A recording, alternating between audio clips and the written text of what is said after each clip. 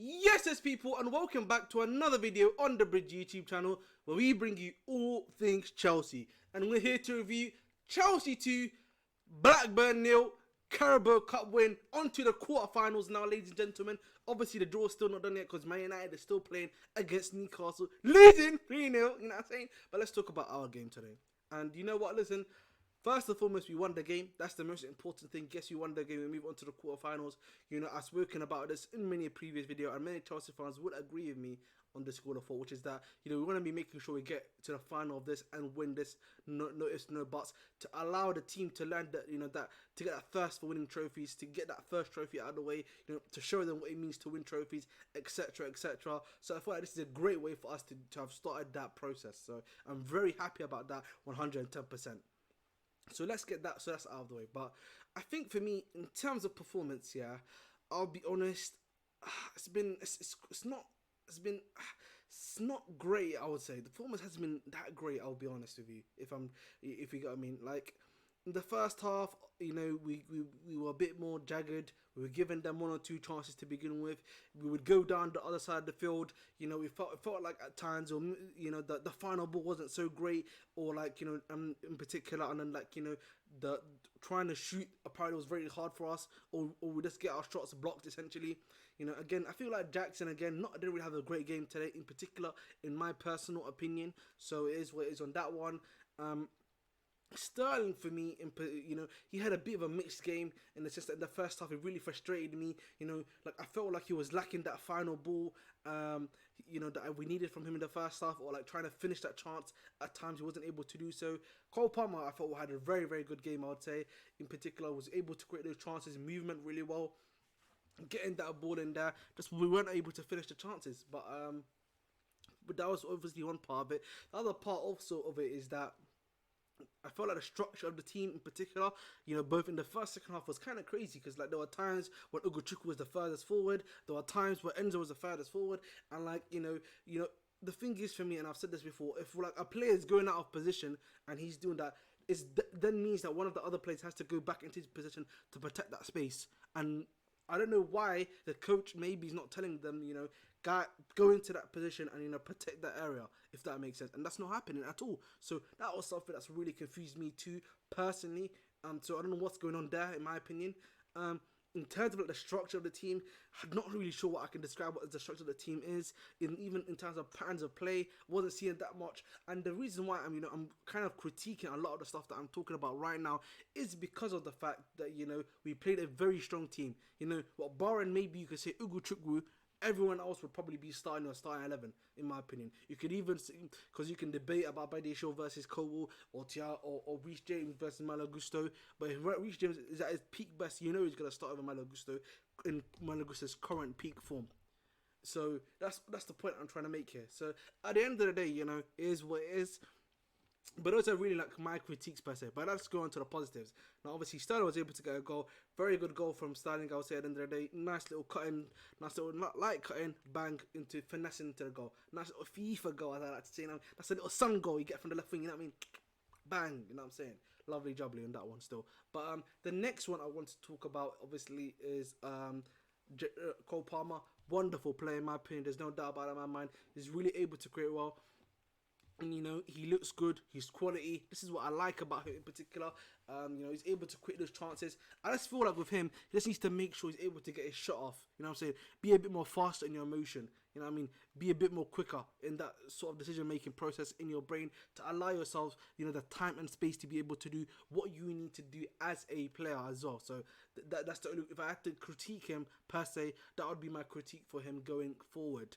Now, finally, I think if we're going to discuss anything else from the attack line, Jackson, as I said to you before, I really felt like he was poor in the final product area, because he would do everything well. He would get the ball. He would be able to then, you know, play, make a little bit, link up play. But when it came down to put ball into net, it's not happening for him. It's not happening for him right now, which is kind of sad, because, you know, we need our striker to be a bit more active in the scoring process per se, because that's really his main job. But it is what it is. But sadly, he wasn't as effective in that sort of area that we needed him to be. So that's what it is. Now, moving on from the strikers in terms of the midfield, I think Enzo had a good comeback game. You know, he did what he needed to do, was able to play in the way he was able to play, which is what we wanted from him as well. So again, you know, from when it comes down to Mr. Enzo Fernandez, did a good job there. Same with Ugochukwu. I think defensively he did a good job in the midfield, although he was kind of out of position a lot of the time. Same with Enzo, I would just like to add to. Finally, Gallagher. It was interesting because he was doing what he does usually, but I felt like, you know, his final ball, his crossing, that sort of thing, and like his shooting was missing. And I really need those things from him to, you know, go up more. If he's gonna be playing that 10-0, we needed to have a better final ball, which we know we have seen it at times. They were able to somewhat produce to a good extent. We need that from you personally, and make sure you shoot. Because like, listen, honestly, we know you can shoot, bro. We've seen your time at Crystal Palace that you're a very good, effective shooter. So that's what you want from me. Please make sure to do so and produce that, please. Obviously, happy for my boy Big Ben, aka Benoit Badiashile. Big up to him for getting his goal. You know what I mean? 2 goals in 2 games for him. You know that he started. If you know, you know. But it was pretty good. Very good performance too. You know, obviously he was playing quite well. Defensively, this is a good game for him to have that match sharpness that he needs to be able to do what he needs to do. Again, the Sanchez had a solid game, even though he did in the last like 90th minute you know, get a bit, you know, outrun over by the Blackburn player, but luckily Sanchez was able to save. So it is what it is at the end of the day, man. In the setup partnership, well, Reece James, again, this is just for me, match sharpness for him. He did alright at the end of the day. Obviously, he had that bit of a crazy cross which went into the, you know what I mean, into the moon, as they say. But it is what it is. But hey ho, man, we move.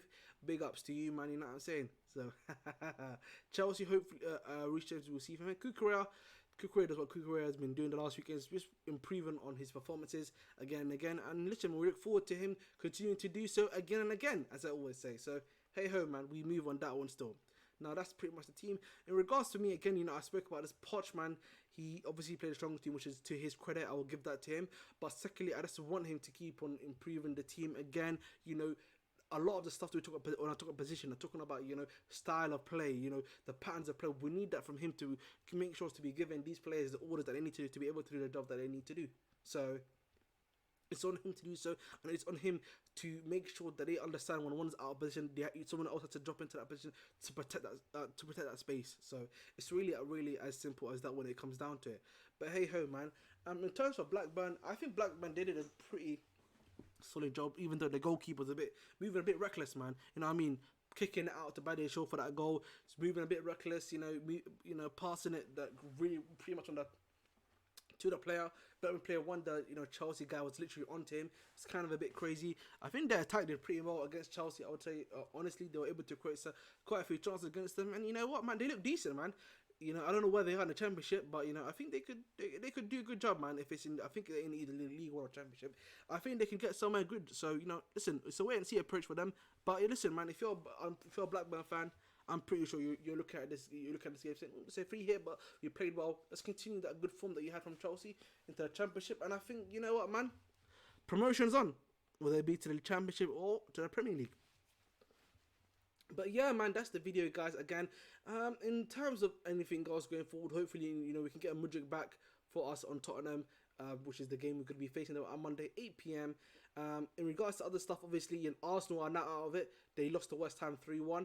United are currently, as I'm recording this video, losing 3-0 to Newcastle. So, you know what I'm saying? They are the Group 2. Liverpool won 2-1 against Bournemouth, if I'm not mistaken. So, listen, man. Look, this competition is getting a bit more easier for us, you know what I mean? Only big head right now, in my opinion, is really Liverpool. And, you know, if we are good, smart, and know what we need to do, we should be able to beat those guys. So, it is what it is at the end of the day. I'm very happy for Chelsea. You know, we've been able to what we need to do. And again, let's win this competition. It's really as simple as that at the end of the day. So, hey ho.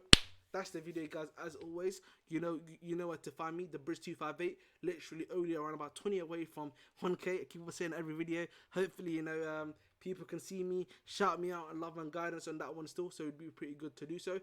Tomorrow you'll be getting the career mode. So what that means is that, you know, you're gonna be seeing me watch me play career mode. Now I'm probably gonna do one more episode of FIFA before I start You know what I mean? The actual career mode in terms of FM. So that's what it will see me too. So I think that's pretty much, you know, what you're going to be getting. So more legendary Chelsea. Oh my God, bro. It's actually bad news. But hey ho, we move. But that's, again, I've been your host of the Most Bridge 258. Dedicate your hearts. And as always, make sure to stay blue.